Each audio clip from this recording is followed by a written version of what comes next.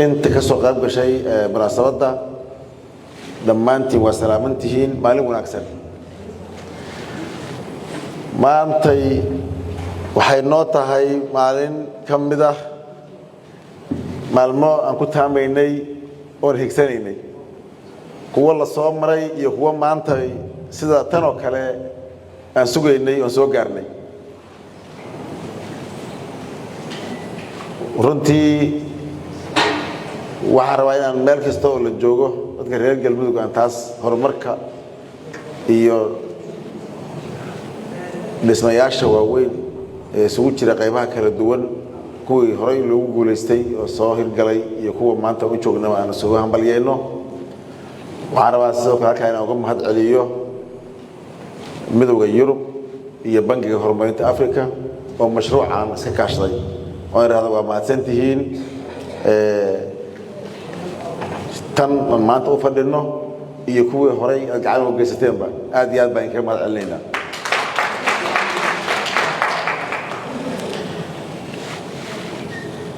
هل كان ما أنت شغلنا ورنتي هل كان لو وضع حصي كابياش النقالها وهذا ما أنت aan u joogno mid ka mid ah wadooyinka halbowlaha ah horay waxaad ogtihiin inay uga socdeen caasimadda wadooyinkii halbowlaha iyo bilicda caasimadda oo hadda meel fiican maraya maantana waxaan u joognaa wadadii caasimadda iyo qaradhi iyadoo 10 kiiloomitir oo ka dhimaneen hadda sida wasiirku uu sheegay codsigeeda aan gudbinay oo la dhameystiri doono oo ay noqon doonto wadada caasimadda iyo cadaado insha Allah sidoo kale waxa hadda meel fiican maraya oo istaadiga hadda uu socdaa sida wasiirka iyo madaxda ay Xuseen mashruuc kale oo cadaado gaalkacyo wadada la gaarsiinayay 145 kiiloomitir jidkii ahaa iyo qaybtii kale jidka ee ka imaanaysay iyadana lagu talagalay Hobyo haddaba sida la xusay Hobyo Cabadwa oo runtii iyaduna ay tahay wado iyada oo jidadka oo dhan ay muhiim yihiin oo ay yihiin kaabayaasha dhaqaalaha kuwa ugu muhiimsanaa haddana ay jidkaasi yahay jidka mandaqada wadooyinka la soo gudbi doono oo ganacsiga iyo isu socodka iyo kala faa'iideysiga halbowla u ah in maanta intaas waxa dheer jidkii gaalkacyo alguula oo 100 kiiloomitir ahaa kaasoo ay u dhimanaan doono laamiga kaliya sida qorshuu yahay inkastoo hadda aan gudbinay iyadana codsi kale oo tan daba socda oo aan rabno in si isku mar ah la dhameystiro iyadana bilaa yiraahdo وأقول وين أو لجاري أو نذكر رجال مدو يسوق جارين ومدل سوي إن ما أنت عاس ومشاريعه ودوين كاس كابياش النقالة ومهم سن أو صعد كي يجرعسكي يأمنكي يبتغبكي بالشدة أنت بقى هالبلوء نرشي كحرنت هاي ما أنت كلا سوق جارو رنتي sida hore meelada loo xusay waxa lagu gaaray oo ugu muhiimsan waxay tahay xasiloonida siyaasadeed abni bulsho iyo inaan qaybo badan oo kamid ah annagu laftiga aynaan meel fadhiinana reer galmudug isku tashina sameeynay ay maanta guushaas weyn u gaaray waxaan leenahay mar kale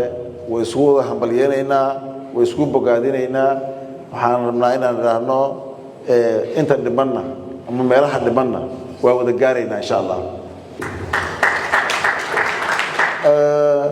وعرفنا نرانو كمبنية أما كمبنية دي جوجل استي مشروع عام أما اسمها شيت كان يجينا وحنا لنا هاي إن shaqadiina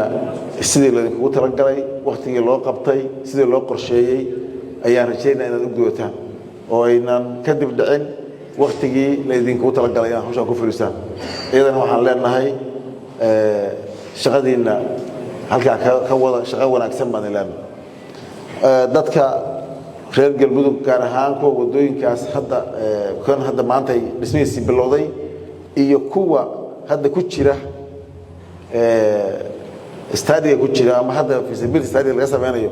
oo shaqadoodu ay socoto iyagana waxaan raadno wixii ay idinkaga baahdaan dadka hawshaa fulinaya ku gacan siiya ku garab siiya hawshooda loo fududeeyo hana laga gacan siiyo dhammaan cid kastoo ay qusayso iyo meel kastoo ay marayaan jidkaas ay marayaan intaas waxaan rabaa inaan idhaahdo galmudug waxay soo gaartay dhinacii kaabayaasha dhaqaalaha oo ay jidadka ugu muhiimsan yihiin maanta wixii ka dambeeyay waqtiyada soo dhow gacmuhu way isgaarayaan wadooyinka insha allah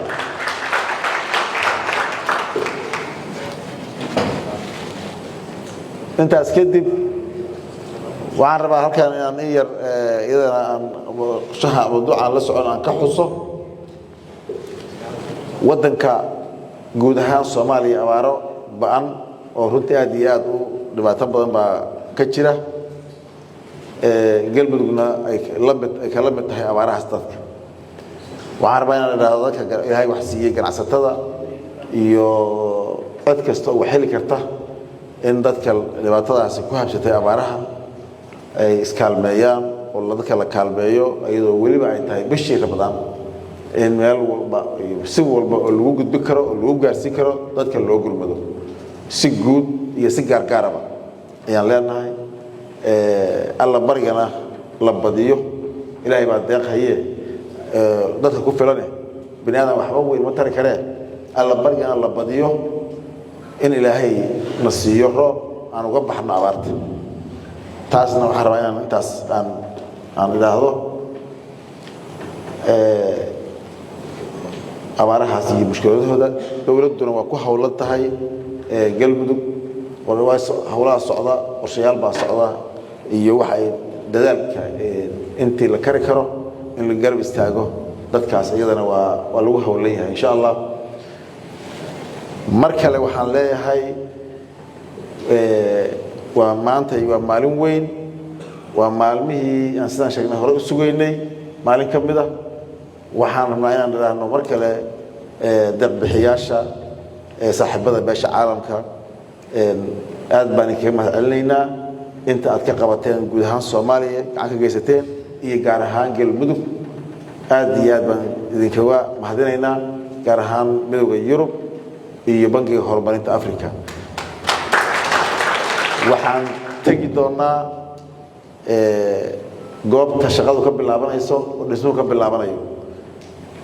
intii naga soo qayb gashay gacan ka geysatay dhiiro gelisay horumarka iyo dhismayaasha iyo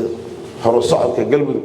meel kasta ay joogaan inta joogtay iyo inta maqanba waa ayagana waa u mahadcelinaynaa in halkaa la soo gaaro dad badan baa gacan ka geystay oo xasiloonida iyo amniga iyo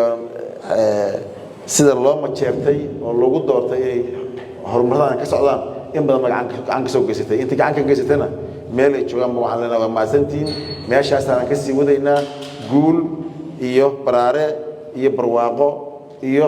horumar buuxa. Assalaamu calaykum waraxmatullaahi wabarakaatuh.